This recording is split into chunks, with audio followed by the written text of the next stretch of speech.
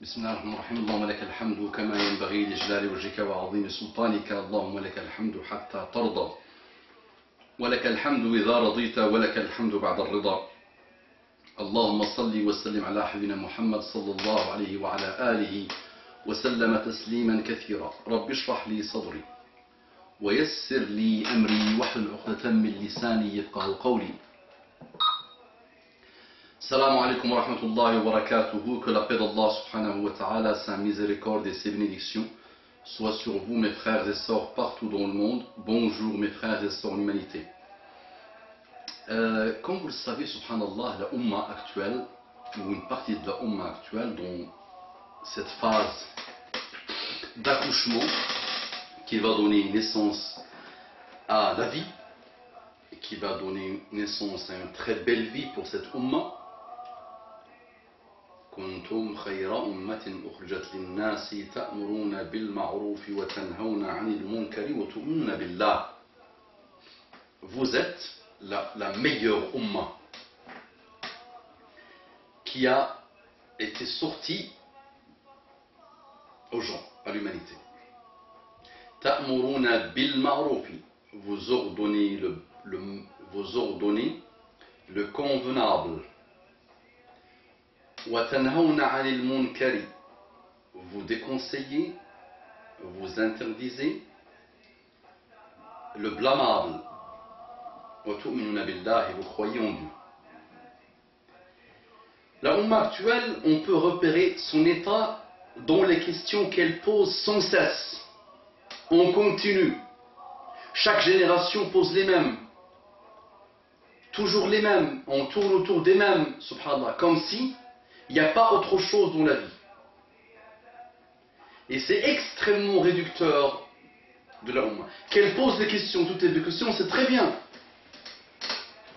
Mais si poser des questions pour le plaisir de poser des questions, c'est aussi très déconseillé dans cette Ummah aussi. Muhammad sallallahu alayhi wa sallam l'avait déconseillé. Il y a un qui a posé la question à l'imam Abu Hanifa. Il lui a dit, si quelqu'un nous dit Anta himar, tu es un âne, qu'est-ce qui se passe? L'imam Abu Hanifa répond que il doit être fouetté. Celui qui insulte quelqu'un en lui disant himar, âne, il doit être fouetté. La personne continue en disant à l'imam Abu Hanifa, et s'il nous dit ya hisan, oh le cheval, tu es un cheval par exemple, et Abu Hanifa il lui dit, toi qui vas être fouetté, c'est toi qui dois être fouetté. Pourquoi? Parce que la première question, oui, il y a des gens qui disent aux autres himar. Mais la deuxième, là tu veux juste poser des questions pour le plaisir de poser des questions. Comme celui qui te dit, et si je suis à Mars, si on voyage à Mars, ça va être quoi la qibla, par exemple? Donc là il y a des gens qui posent des questions sans fin et sans arrêt. Mais il y a des questions qui ne se posent jamais. Et c'est ça qui donne une indication sur l'état de la Ummah. Et c'est le but de ce message commentaire que j'avais écrit hier. Donc je dis, sans les sous-estimer, je dis que ce type de questions et d'autres sont extrêmement présents. Donc je ne les estime pas. D'accord? Je n'interdis pas le fait de les poser. Quand tu ne connais pas, quand tu ne sais pas, tu poses la question. Tu te renseignes aussi, alhamdoulilah, aujourd'hui tu as des livres, tu as des sites internet fiables, tu peux, sans trop te casser la tête à poser la question, tu peux, alhamdoulilah, par toi-même, innama al-ilmu bit-ta'allum, les apprendre et répondre à ces questions-là. Et tu peux poser la question au chef. Mais on a vu aujourd'hui des chefs qui sont spécialisés dans ce type de questions. Comme si le monde d'aujourd'hui n'a que ces questions-là à traiter. Donc là, je vais commencer à lister quelques-unes que vous connaissez. Vous battez tous les records dans ces questions, subhanallah. Et ils se répètent sans cesse. Donc je dis, je ne les sous-estime pas. Donc ne me faites pas dire ce que je ne dis pas. Il y a des gens qui ne veulent voir que le mal. Donc moi je vous dis, ne me faites pas dire ce que je ne dis pas. Sans les sous-estimer. Je dis que ce type de questions et d'autres sont extrêmement présentes au sein de la communauté depuis assez longtemps. Et elle se répète sans cesse. est-ce que la levure est haram? Est-ce que la levure est haram? Est-ce que les talons sont haram? Quelle est la longueur de la barbe? Est-ce que la barbe est halal ou haram? Est-ce que le vinaigre est haram? Est-ce que la masturbation est haram? Est-ce que le chapelet est une innovation? Est-ce que lire le Coran en groupe est une innovation? Hijab ou niqab? Hijab ou niqab? Est-ce que la cravate est haram? Est-ce que le chapeau est halal? La casquette, le chapeau est halal? Qubba. Est-ce que la fellation est haram? Sans arrêt. Est-ce que être professeur de mathématiques est haram? Celle-là aussi. Est-ce que être professeur de mathématiques est haram? Est-ce que étudier est halal ou haram? Est-ce que être sage-femme est haram? Alors que d'autres questions sont quasi absentes. Wallah, quasi même absentes chez les chouyours dans les chaînes paraboliques. Même les savants de la Ummah, voilà, on n'a pas beaucoup, là, quasi inexistant. Donc elles ne sont pas posées, elles ne sont pas traitées, et les cheikhs n'innovent pas. Innover, ce n'est pas l'innovation, la bid'a. Innover dans ce que la Ummah actuellement a besoin dans le contexte actuel. L'innovation. Ce mot-là, on l'entend que péjoratif, mais allez, je te le dis moi, l'innovation dans ce qui peut intéresser la Ummah dans son contexte actuel. Comment orienter la Ummah? Ceux qui l'orientent doivent être les savants et les dirigeants, et les hommes de lettres, et les écrivains, et les auteurs, et les responsables des médias, tout est orienté malheureusement encore vers les autres questions. On n'a rien contre les autres questions. Tu dois connaître le hukm shara'i par rapport à une question, quelle qu'elle soit. Tu dois le connaître. Et lasta ma'dhouran bi jahlihi. Et tu ne peux pas être ma'dhour, excusé, si tu ne le connais pas. Bien, mais, ok, les autres questions, bismillah. Alors que d'autres questions sont quasi absentes, que dire des injustices? Que dire de l'injustice au sein des familles? Que dire de l'injustice au sein des couples? Que dire de l'injustice dans les mosquées? Que dire de l'injustice entre le gouverneur et ceux qui gouvernent? Que dire de l'injustice entre les gens eux-mêmes? Que dire de leur volume? Il est partout. Ibn Taymiyyah disait que الدول تصلح مع الكفر تقوم مع الكفر وما تصلح مع الظلم. Donc les États, les pays peuvent aller loin, peuvent gouverner, peuvent durer, peuvent avancer, des royaumes, des empires avec le kufr. Alors qu'ils ont à leur tête des kuffars, alors que le pays entier est kafir. Et là on le voit actuellement. Le progrès aujourd'hui, on voit aujourd'hui des pays de kufr, mais qui ont atteint des niveaux de progrès très élevés. Et le progrès n'est pas illicite dans l'islam, n'est pas haram dans l'islam. Au contraire, il est recherché dans l'islam.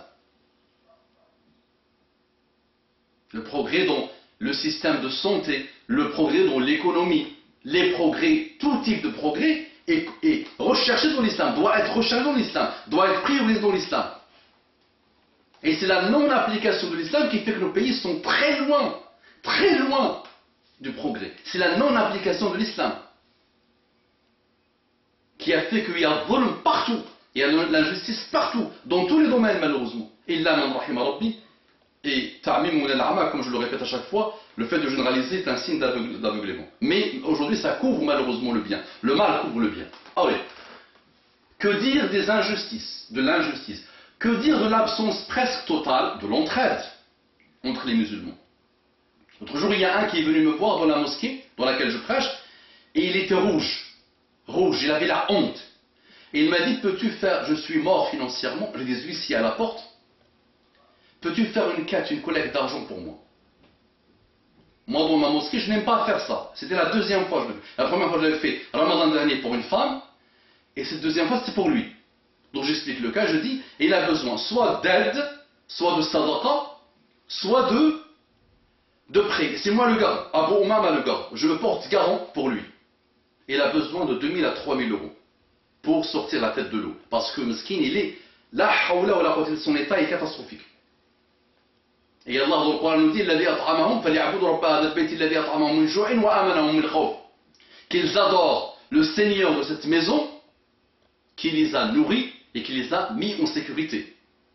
Quand tu es pauvre, quand tu es dans l'insécurité malheureusement financière, tu peux être déconcentré dans ta prière, tu peux être triste, tu peux être malheureux, tu peux. Même s'il faut toujours remercier Allah subhanahu wa ta'ala et demander l'aide d'Allah subhanahu wa ta'ala. Vous savez en 3 semaines combien les gens de la mosquée m'ont donné? En 3 semaines, et parfois je revenais le soir pour rappeler, et chaque vendredi je le rappelais, et ils m'ont donné 200 et quelques euros, à peu près 270 euros. Même pas 300 euros. En 3 semaines. Et après j'ai laissé tomber. Ah, ça on ne parle pas de ça. Le fait que tu aides ton frère.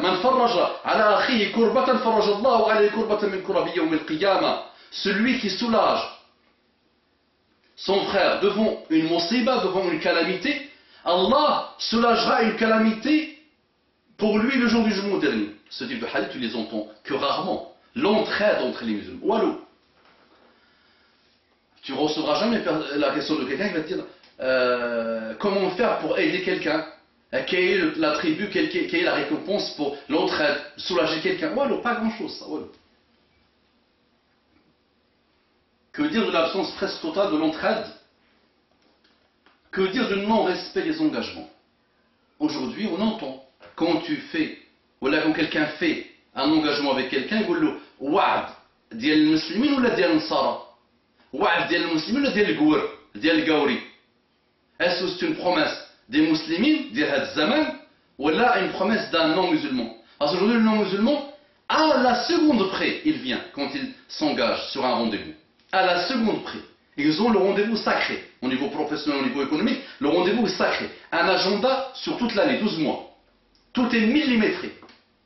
Et si jamais il ne peut pas venir, 3 jours, 1 semaine, 2 semaines à l'avance, il remporte le rendez-vous, là, il l'annule. Regardez les rendez-vous des musulmans.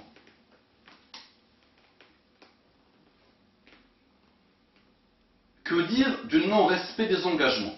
Que dire du mensonge? Ça ment dans la Ummah comme ça respire. Ça ment, vous le savez. ما زال الرجل يكذب ويتحرى الكذب حتى يكتب عند الله كذابا. Dans le hadith. Hadith, vous l'entendez très rare, rarement. Le kadhib. Muslim la yakdhib. Le musulman ne veut pas mentir. Nos vies sont basées malheureusement, sont construites autour du mensonge là, milité. Que dire de la trahison? Le ghadr, trahir quelqu'un. Tu peux vivre avec quelqu'un 9 ans, 10 ans, 15 ans, et il peut te trahir en 1 seconde, subhanallah. La trahison parmi nous. Le ghadr. Wala hawla wala quwwata illa billah. Que dire de l'état de la famille musulmane? Que dire de l'état de la famille musulmane? Il y en a. Pas beaucoup de questions autour de ça. Comment formater la famille musulmane? Comment réformer la famille musulmane? Comment la faire revenir aux préceptes de l'islam? Il y en a. Que dire du gaspillage? En Arabie Saoudite, la nourriture, c'est plus de 100 milliards de dollars par an que la nourriture. Regardez, 25% poubelle, ça part à la poubelle. 25% de budget de l'Arabie Saoudite annuel de la nourriture finit dans la poubelle. Et vous avez vu des vidéos avec des chameaux entiers qu'ils ont mis dans le four là pour manger. Ils mangent un tout petit peu et ils jettent. Beaucoup de chouyour. La densité de chouyour en Arabie Saoudite, c'est peut-être la plus grande densité en nombre de chouyour au monde. C'est l'un des pays au monde le plus arriéré. Dans beaucoup de domaines relatifs au progrès relatif, au respect du social, au respect de l'économie, au respect de beaucoup de choses. Oui, non. Et Allah, 25%. Étudiez les amis. Ça part à la poubelle sur un budget de milliards et de milliards et de milliards. Plus d'une centaine de milliards de dollars galak. 25% ça part à la poubelle. Wala hawla wala quwwata illa billah. Vous avez déjà entendu parler du gaspillage dans vos questions et dans ce que les chouyours traitent? Rare, peu.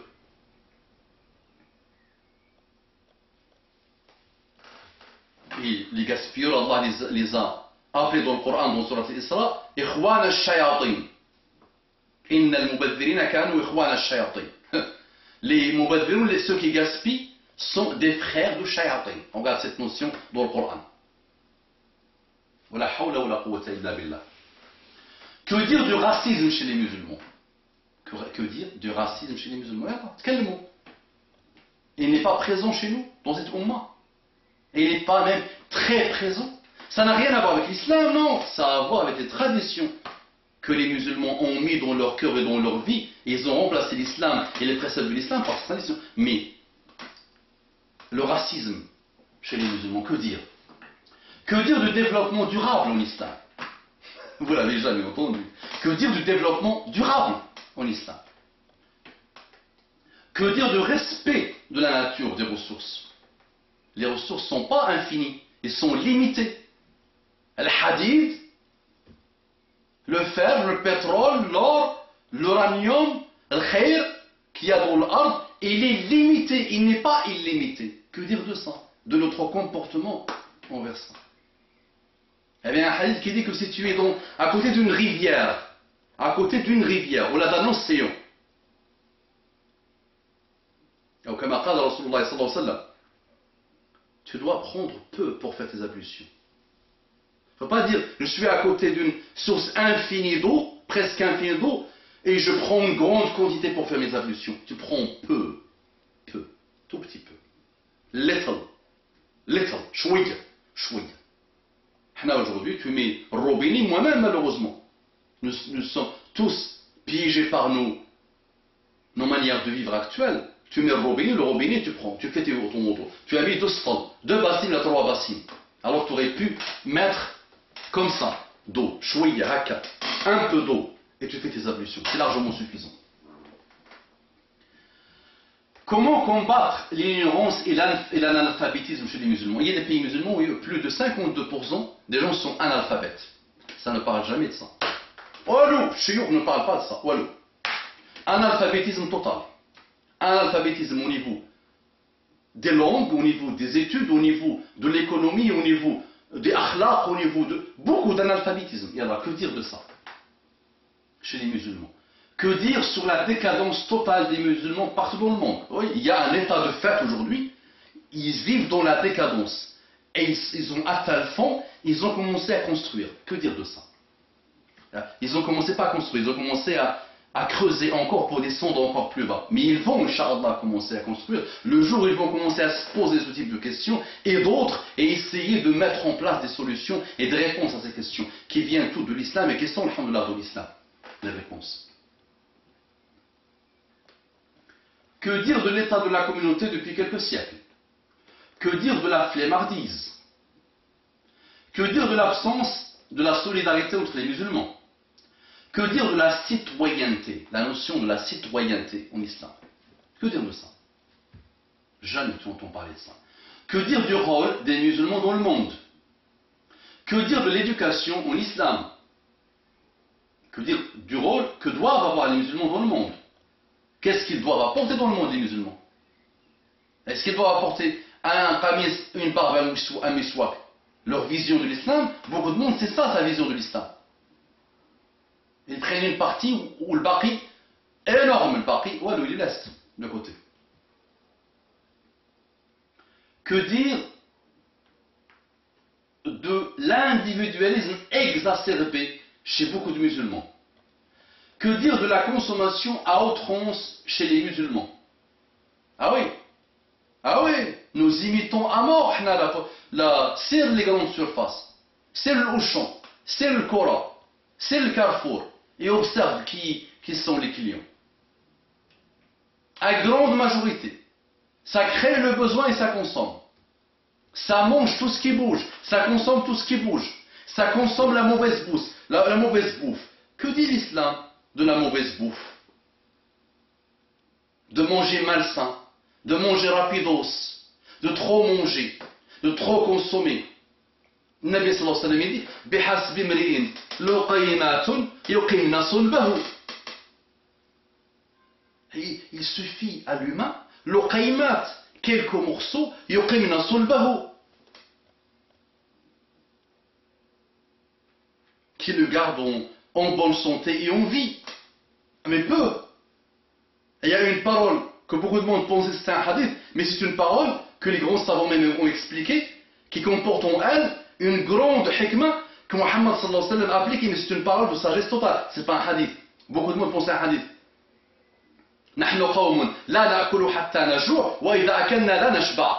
نحن قوم لا نأكل حتى نجوع وإذا أكلنا لا نشبع. Nous sommes un peuple. Nous ne mangeons que quand on a besoin de manger, quand on a faim, vraiment faim. وإذا أكلنا لا نشبع. Et quand on mange, on n'est pas rassasié, on ne mange pas beaucoup, jusqu'à ce que le ventre devienne trop plein. Et c'est l'origine de beaucoup de maladies. Le monde est malade de quoi? De la mauvaise bouffe et de trop de consommation et un système de nourriture très mauvais, très occidentalisé, très mauvais. Et gars, si tu dois manger, comme dit Mohammed sallallahu alayhi wa sallam, garde le tiers pour ta respiration, le tiers pour le manger, pour ce que tu manges, et le tiers pour ce que tu bois. Tiers. Gars, s'il faut absolument que tu manges, et tu manges, divise en 3. Ça mange, ça boit, et après diabète, cholestérol, maladie sans fin. Wallah, tu prends le budget de chaque famille musulmane aujourd'hui, il leur faut juste 10% pour vivre et bien vivre, et 90% ils peuvent le donner aux pauvres. Mais qui se pose ce type de questions? Que dire de la consommation à outrance chez les musulmans? Que dire du volontariat en islam? Que dire du travail en islam? Que dire des médias en islam? Le travail sacré en islam. Eh oui. Vivre de son araq est sacré en islam. Aujourd'hui, chacun vit sur sur les allocations. Que dire des médias en islam? Que dire de l'économie en islam? Que dire de l'ostentation? Pourquoi ça ne parle jamais de zakat chez les musulmans?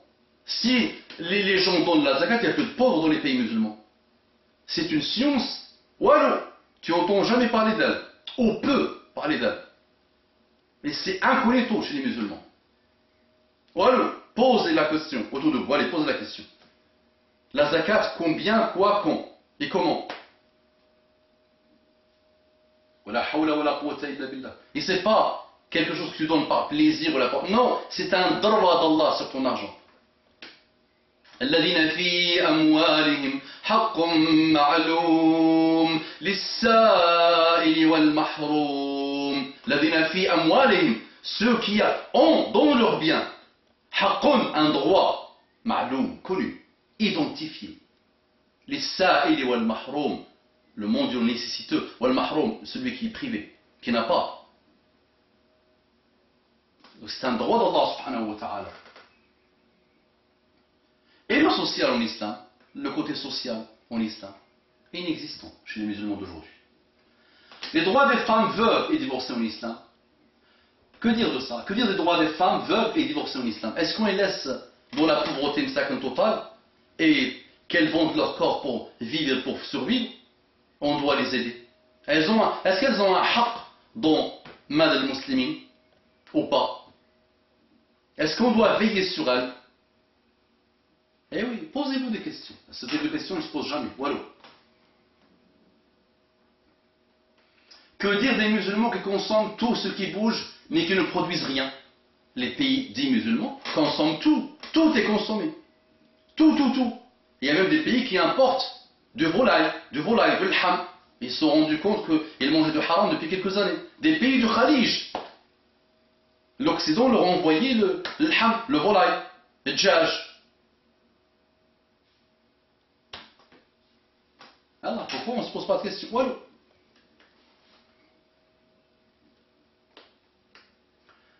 Que dire du mimétisme poussé à l'extrême chez les musulmans par rapport aux mauvaises habitudes de l'Occident? Copier, on copie tout, mais on colle mal malheureusement. Et mimétisme total. À chaque fois qu'ils font quelque chose, on fait pire. On prend ce qu'ils ont fait et on le débordélise encore plus. Et on le bordélise, pas on débordélise, on le bordélise malheureusement. On le poubellise. On le travestit malheureusement. Wala hawla wala quwwata illa billah. Mimétisme total. Et Muhammad sallallahu alayhi wa sallam nous avait dit. On nous avait dit que on va suivre ce qu'ils font, vraiment tout. Et même si ils rentrent dans un trou de lézard, on le suivra. Même si ils disent, Yahoud ou Nasara, il a dit, qui est autre que tout ce que les Yahoud ou Nasara vont mettre en place, nous on va le suivre. Même si un Yahoud ou un Nasara les dévie, il se met dans un trou de lézard, le musulman va le suivre. Que dire de l'avortement? Que dire de l'avortement? Aujourd'hui, les musulmans forniquent à droite et à gauche et avortent sans se poser aucune question. Sans avoir aucun état d'âme. Et même des hommes musulmans demandent à leurs femmes d'avorter.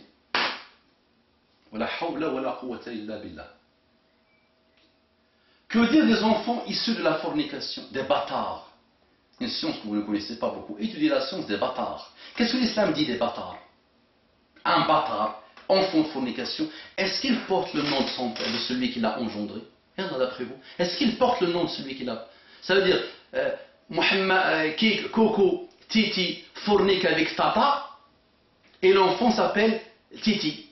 Là, allez, étudiez. Plus de 500 000 enfants bâtards dans un pays musulman, entre 2003 et 2009, minimum. 500 000 enfants bâtards, enfants de fornication. Wal'iyadu billah. Que dire des États dits musulmans? Que dire des États dits musulmans? Les pays dits musulmans, que dire d'eux? Que dire de la notion, entre parenthèses, que l'humain est le khalifa, le lieutenant d'Allah sur terre? Que dire des traditions qui remplacent la religion au sein de beaucoup de familles?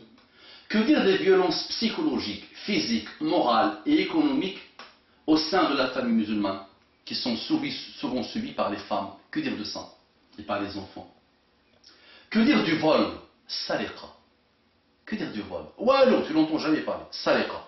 Voler dans les supermarchés. Voler les biens des gens. Braquer. Que dire de ça? Halal un peu ou là? Haram beaucoup ou là haram bzaf? Quoi? Que dire de ça? Sariqa par rapport à mes sourcils. Les sourcils. Sariqa par rapport à ça.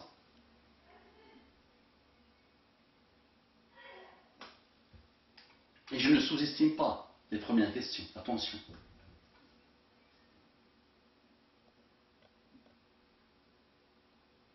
Que dire de l'escroquerie qui s'est beaucoup installée entre les musulmans eux-mêmes et qui escroquent aussi les non-musulmans? Que dire de ça? Inventer un accident de travail, dire qu'il est aveugle. Un musulman, il a dit aveugle. Et les experts de la sécurité sociale ont tout essayé avec lui. Et à la fin, ils ont démontré qu'il était aveugle alors qu'il n'était pas aveugle. Pour qu'il ait une rente.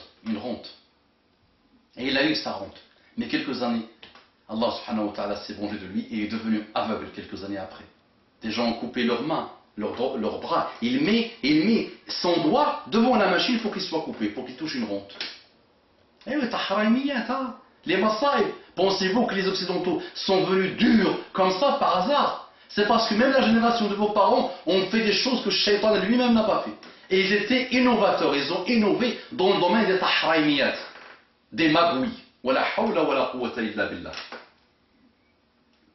Des magouilles sans fin, mais vraiment sans fin. Posez la question à la génération de vos parents. Et voyez vous-même ce que vous faites par rapport à vos employeurs et dans votre travail et pas mal de choses, les magouilles qu'on fait.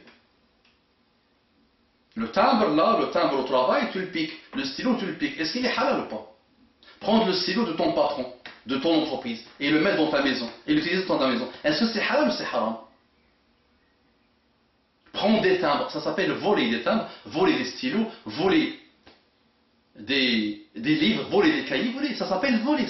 Le vol est halal ou haram? Qu'est-ce qu'Allah dit sur le vol dans le Coran? Il y en a, posez-vous des questions. Que dire de l'inceste qui se développe dans tous les pays des musulmans et en Europe? Que dire de l'inceste? Moi-même, j'ai vécu une histoire d'une jeune femme qui subissait l'inceste de son propre frère. Que dire de la violence? Que dire des guerres familiales? Que dire des ravages des médias? Que dire du rôle du musulman en Occident? Quel est notre rôle en Occident? Qu'est-ce qu'on doit apporter en Occident? Quoi? Vivre sur le dos de la communauté occidentale? C'est ça ce qu'on apporte? Avoir une carte de séjour? Avoir la CAF? Quel est notre rôle? Cotiser pour une retraite? Vivre pour une retraite? Avoir une maison? Aller à la plage? Aller au Sacré-Cœur? Aller voir la Tour Eiffel? C'est ça notre rôle. La hawla wa la quwwata illa billah. C'est ça notre rôle. Casser leur monde. Nous avons cassé et détruit nos pays et on vient casser des cabines téléphoniques et casser des banlieues entières. Et semer la zizanie, et braquer, et brûler des parkings, et tuer des vieilles, et voler. C'est ça ce qu'on apporte. La hawla wa la quwwata illa billah. Que dire d'un islam presque entièrement absent dans la vie de beaucoup de musulmans? Que dire d'un islam presque absent? Que dire de la tendresse dans le couple? Absence totale de cette notion, tendresse dans le couple. Hanan, mahabba, rahma dans le couple. Que dire de la prostitution? Qui est prostituée? C'est l'homme ou la femme? Qui se prostitue? C'est la femme toute seule ou c'est l'homme et la femme? En plus, tu donnes de l'argent, tu donnes de ton argent, de l'argent de ta famille, parce que souvent ils sont mariés, ceux qui partent pour se prostituer. Parce que pour moi, c'est l'homme qui se prostitue. La femme se prostitue, oui, et l'homme aussi part se prostituer. Juste que lui, il est imbécile, il est con. Lui, il donne de l'argent pour s'attirer la colère d'Allah subhanahu wa ta'ala, pour être très bas, extrêmement bas, pour aller dans des horizons de bassesse pure, pour descendre des profondeurs et des profondeurs dans la bassesse, pour avoir des maladies, pour être zigzagué dans sa psychologie, pour avoir des maux avec X, psychologiques et physiques, et il paye en plus, mais les deux se prostituent. Et que dire qu'on a poussé beaucoup de femmes à la prostitution. Elles sont tellement pauvres, elles n'ont pas trouvé de solution, et on n'a rien fait pour elles, elles sont parties vendre leur corps. Même en Europe aujourd'hui, il y a des étudiantes qui vendent leur corps, mais elles ne sont pas pauvres, elles se montent à eux-mêmes. Qu'est-ce que c'est que la notion de la pauvreté, gars? Qu'est-ce que c'est qu'être pauvre? Parce que la qana'a n'existe plus dans la Ummah islamiyya aujourd'hui. La qana'a, même dans le monde actuel, la qana'a, se contenter de peu. Pourquoi créer des besoins qui n'existent même pas? Pourquoi les importer dans nos vies? Pourquoi? La qana'a. Que dire des ravages de divorce dans la famille musulmane? Ça atteint plus de 50 à 60%. Que dire des ravages de divorce? Comment éduquer ceux qui se marient pour qu'ils sachent que c'est les conséquences du divorce et la répudiation? Et comment répudier? Et quand répudier? Et qu'est-ce que c'est qu'ahkam al-mar al-nashiz? Et qu'est-ce que c'est que même ahkam al-rajul al-nashiz? Même si je l'invente moi. Mais il y a des hommes nashiz, complètement à côté de la plaque. Que dire du volontariat en islam? Que dire de l'individu au sein du collectif? L'individu par rapport au collectif, que dire de ça? Que dire de l'argent illicite? L'argent sale, que dire de ça? Que dire de l'éducation des garçons au sein des familles dites musulmanes? Que dire de l'éducation des filles? Comment on éduque nos filles? Comment on éduque nos garçons? On prépare des armes de destruction massive qui vont détruire la société. Mais que dire par rapport à ça? Que dire de notre démission totale? Que dire de la chirurgie dite esthétique? Que dire de ça? Elle a ravagé même des pays musulmans. On change le nez, on change les seins, on change les fesses, on change le sexe, on change le ventre, on change les cheveux, on change tout. Que dire de ça? On se pose la question pour les sourcils, mais on ne se pose pas la question pour ça. 95 COD, siliconé. C'est halal ou haram?